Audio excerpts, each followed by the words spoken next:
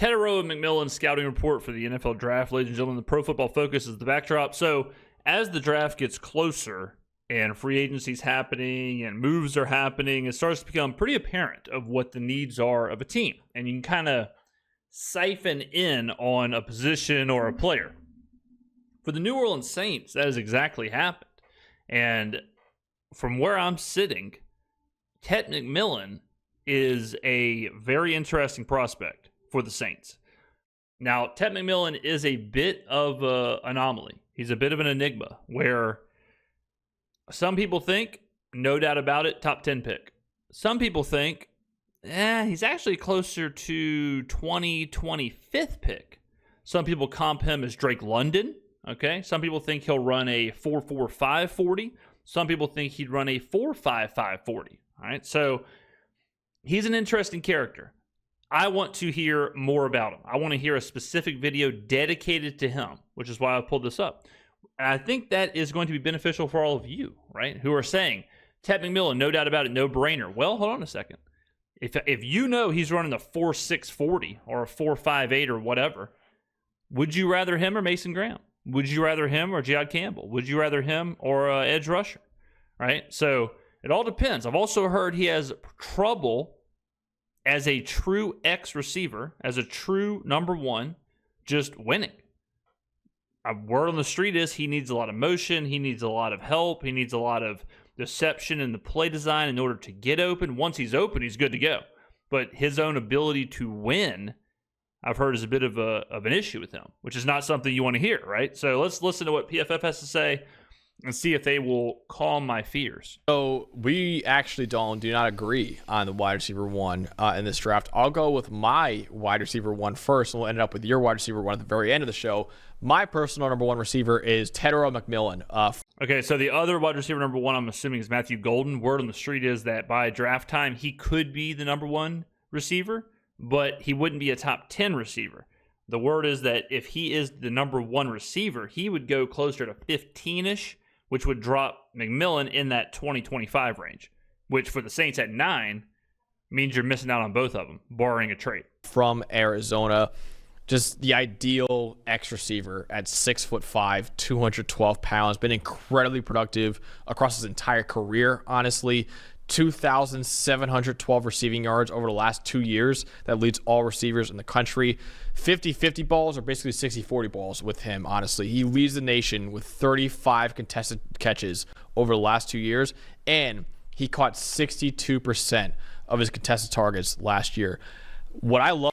All right, so this is one of those examples of it's like a he said, she said situation, right? So we're hearing from this young hombre, contested catches, he's the man, catch rate this, whatever. Let me show you what Todd McShay had to say. Tetairoa McMillan, 6'5", 212. I think best case, everything works out perfectly. Best case, I would go with a Drake London comp. Athletic after the catch for the massive guy, he's great uncontested, but I don't think as good as Drake. More often than not, talking to people in the league, there were more questions than definitive, this is my guy, I love him. The questions were, can he win on the outside enough? He said, if you really study their tape, there's a lot of motions. There's a lot of helping him get off the line. If you're just plugging him an outside receiver as the X, 6'5", 212, he should just be your X, right? Yeah. Can he win on his own enough on the outside? He's like, he can get in and out of his breaks. I'm not worried about that part, but refining his route running skills, understanding what's expected of him, getting off the line of scrimmage against press corners on the outside in the NFL. If he doesn't improve in those areas, he's going to have to rely on 50-50 balls too high of a percentage of time. And you can't live on that in the NFL is what this guy was saying.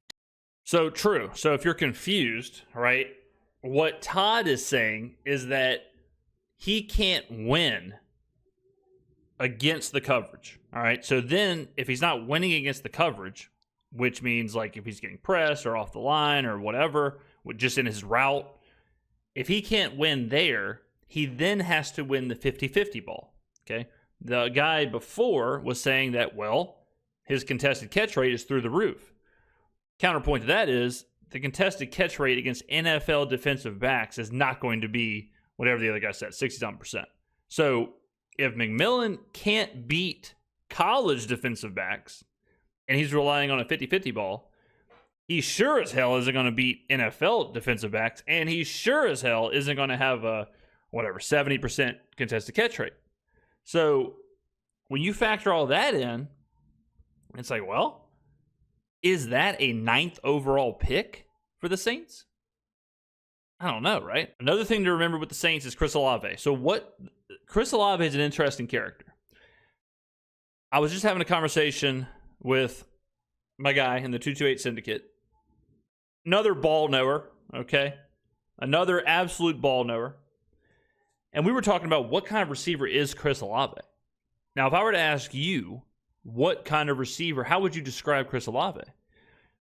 I would say he wants to do similar to what Cooper Kupp does. He just hasn't figured out how to do it. Chris Olave is not blazing fast, but he's certainly not slow. He should be the guy who finds the soft spot in the zone. He should be kind of a tricky receiver who just finds the spot, soft spot, sits down, makes the catch. Okay, fast enough, but not a burner. He's certainly not someone who's going to stretch the field like Rashid Shaheed. He certainly isn't a guy where you're just bombing the ball deep to him, but he's also not a physical receiver, right? He's 6 foot, 190 pounds. So he's not physical like Puka Nacua is. Puka Nacua isn't that much bigger. Puka Nacua is 6'1", 200 pounds. But Puka Nacua is a very physical receiver. All right, so it's not always about the height and weight. It's not always about the 40. It's a lot about how you use it. I don't think Chris Olave is a 1, like a tried and true 1. I think he's closer to a Randall Cobb type player where if he's your 2 receiver and his job is to be tricky, route running, fast enough, soft spot, boom, sure hands. Where do we see Chris Olave work the best? Dig routes. We see him really good in that 10 to 15 yard area. That's what I think Chris Olave is. So the complement to that is someone like Tet McMillan, theoretically. Big body, big guy, physical, like a Michael Thomas. Okay? Now, when you sort of throw into some of the stuff we're talking about here where, well, if Tet McMillan can't do that, because Michael Thomas was incredible at winning off the line of scrimmage, one of the best first moves as a wide receiver ever. He was incredible at that. If McMillan can't do that, is he the guy? That's what we're going to learn today. Loved Dalton this year especially. He became so dynamic after the catch this past season. He broke 29 tackles after the catch this year. Again, the only one who had more was Luther Burden III, who we just broke down. And Luther Burden III's trump card is his after the catch ability. That is not Tet McMillan's trump card, but yet he was still that good after the catch. Now, the negatives with Tet McMillan, the few I could find were he's not going to be an elite separator, but then again, he's 6'5". Okay, he kind of lacks a true top end speed, I think, at that position. But he still got open on 62% of his targets against single coverage this year. For reference, that's a higher rate than both Travis Hunter and Luther Burden III. He could stand to add a little more weight to his frame as well. He's a little lanky at his height. Like, I've heard the Mike Evans, you made the Mike Evans comments a lot. Mike Evans is the same height as him. He's 20 pounds heavier than Tet McMillan. 7.4% drop rate this year. I was 47th percentile. Had a little bit of an issue with drops this year, but again, that wasn't really an issue his entire career at Arizona, so I'm not really that worried about that. But there's not a lot to dislike in Tet McMillan's game right now. He's this elite size for the position, strong hands to win in 50-50 balls. He displayed a lot more of a yak element this year, and he was really, really good after the catch. He'll never separate at an elite level, but that should not really be expected for a 6'5" receiver either. I think he's a plug and play as a number 1 X receiver for a team, and I would even consider him as early as number 4 overall for the New England Patriots. Yeah, no, absolutely. He's a top 10 pick. I think that's where you get to with that. And I think as far as the 40 time goes, I'm not all that concerned with it, honestly. Yeah, I mean, 40s are so overrated, but they can absolutely influence, a top 10 pick or whatever. Just like I said, if McMillan runs a 4.45 versus a 4.55, like that's not that big of a difference, but it would switch him. It would, if he ran a 4.55 versus a 4.45, that would be a difference of like 10 to 15 picks as far as like where he's valued or whatever. For comparison, I think Drake London ran like a 4.6, 4.58, somewhere in that neighborhood.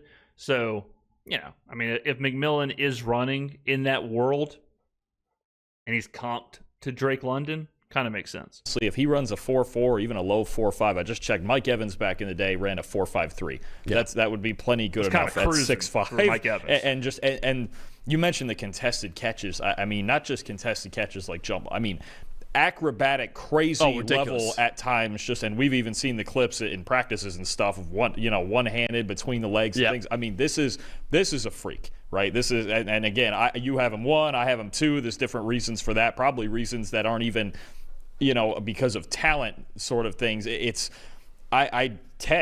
Ted's a monster. You mentioned it. I think about Mike Evans. Some think about Drake London. I was going to say, my comp is Drake London. It's reasonable. You're right. He's thinner than Evans, but the way, especially I saw in the second half of 2023, not just the deep balls and the go balls and things, but when he runs those in-breaking routes, it's so smooth, isn't it? I mean, it's just he's an incredibly smooth mover at that size, and now that you mentioned it, he's added it after the catch.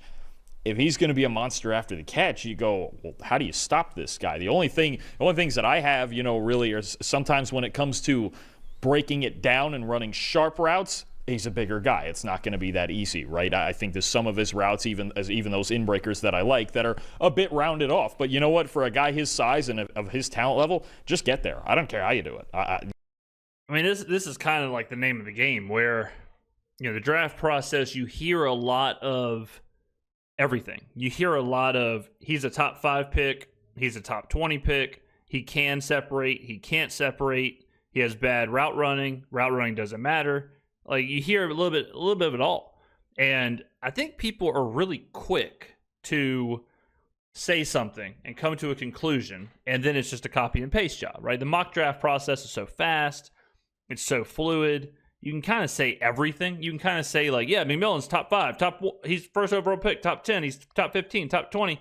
By the time draft rolls around, like, who cares? People are just kind of throwing stuff at the wall. So my process is much more of tried and true learning, because I've explained this before.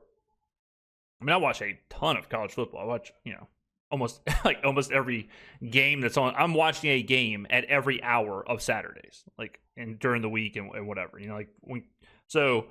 but once college football is over, none of that really matters. Like what someone is doing against Colorado State, what someone did in a bowl game, what someone did with, Alabama's offensive line or whatever. Like, you got to kind of take the results away, and it doesn't matter as much. Like, you got to kind of forget about, like, Tyler Warren had whatever it was, like a 19 catch, 215 yard game or whatever. Like, that was cool, and that kind of put him on the map. We have to remove that because it's so different. I mean, it's just from the college to the pros.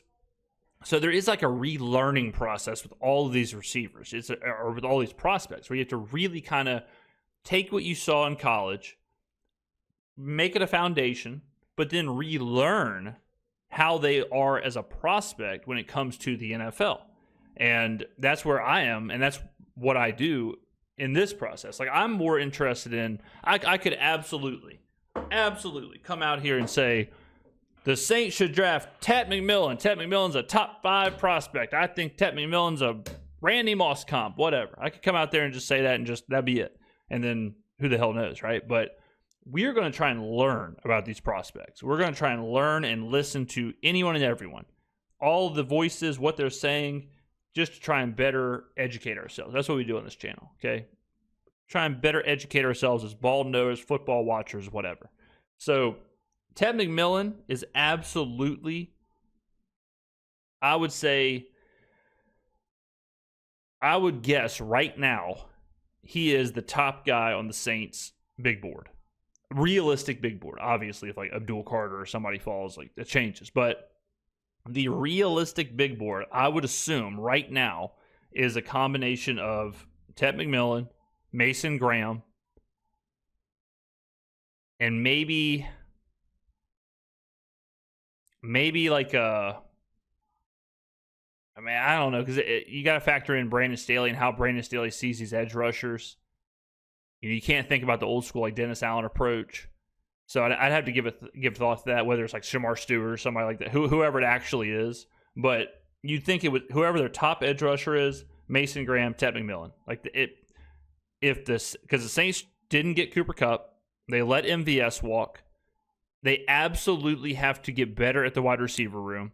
Do they do that at 9 overall, or do they do that later in the draft with, Trey Smith, or Savion Williams, or Igbuka, or do they try and trade around? Do they try and move around, get Matthew Golden? Do they try and get Isaiah Bond? Like, what does that look like, right? But if McMillan is there, it's going to be really difficult, I think, for the Saints brass, barring Mason Graham being there or someone else falling.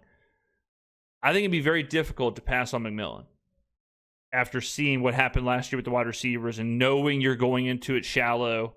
Now, if I'm filming this on March 15th, if we sign Keenan Allen, all of a sudden, well, this McMillan pick drops dramatically, right? If you sign Keenan Allen, it's like, well, okay, hold on a second. Like, Keenan Allen is kind of doing what we want our number one to do. Chris Olave can play off of him. Rashid Shaheed can be the 3 like he is. We draft somebody in the 3rd, 4th, 5th round to be a young, developing 4th receiver somewhere, whatever. Okay, we're rocking and rolling. Now all of a sudden, you ultra prioritize Mason Graham. You ultra prioritize a linebacker or an edge rusher or whoever it may be. So, and it's especially this year at Arizona, when he was really the only consistently productive thing on that offense, and everyone knew it was coming, didn't matter, right? It just didn't matter. So I think the release package against press coverage could be a little bit better, and I think that goes into filling out the frame and getting even stronger, because you said he's what now, about 212 right now? Yeah, was 212. I mean, could you imagine him if he could keep those movement skills somewhere in the low 220s, 6'5", if he had 10 more pounds on him? Yeah. I mean, how do you stop that guy? It would end up being like a Mike Evans or what Drake London's about to do to the league with Michael Penix at quarterback. That sort of, like you mentioned, top 10 player in this draft at any position. Classic X receiver with dynamic, acrobatic ability that can do so many things at his size that most other football players just can't do, because they're not that freakish, and they're not that freakish at that size. So, no, I think I get it. If you have him number one, and there's in part, I assume it's in part because Travis Hunter, we don't even know that he'll be playing receiver necessarily. It's part of it, yeah. It's a part of it, and Tet's a freak. Like, I get it. Purely as a receiver, I think purely as a receiver, he's better than Hunter right now, but I think there's a ceiling argument. It's extremely close, even though we're flipped on this. McMillan's a freak. You mentioned it. The Patriots at 4. What more could Drake May want? Right. That the argument I would say is Travis Hunter's a better football player. He'll be higher on my big board. But if you're saying Travis Hunter is only going to play wide receiver in the NFL, he's never going to play corner, I would probably take Tetairoa McMillan over Travis Hunter. If I told you that McMillan is and will be Drake London, like direct, exact same player, let's just pretend it's Drake London. If Drake London was in this draft, would Drake London go 4th overall to the Patriots? Hard to imagine. Would you take Drake London 9th overall in this draft? I don't know. Maybe. Is a top 25-ish, a top 20-ish receiver worth the 9th overall pick? Or do you take a risk on somebody else and hope for some upside? So good conversation there. We're going to be doing this with a lot of prospects. Like I said, as the process continues, we'll be able to key in on positions like Matthew Golden, maybe someone we look at next, Mason Graham, whoever. So, and then obviously we'll be doing mock drafts and whatnot. I really want to get the old A+ on the PFF mock draft simulator. But let me know in the comments below what you think. Do you think McMillan, for me, if I was in the front office, it'd be very difficult for me to take someone in the top 10 at any position if I had like real question marks. Because a top 10 pick, you have to be thinking this better be an all-pro.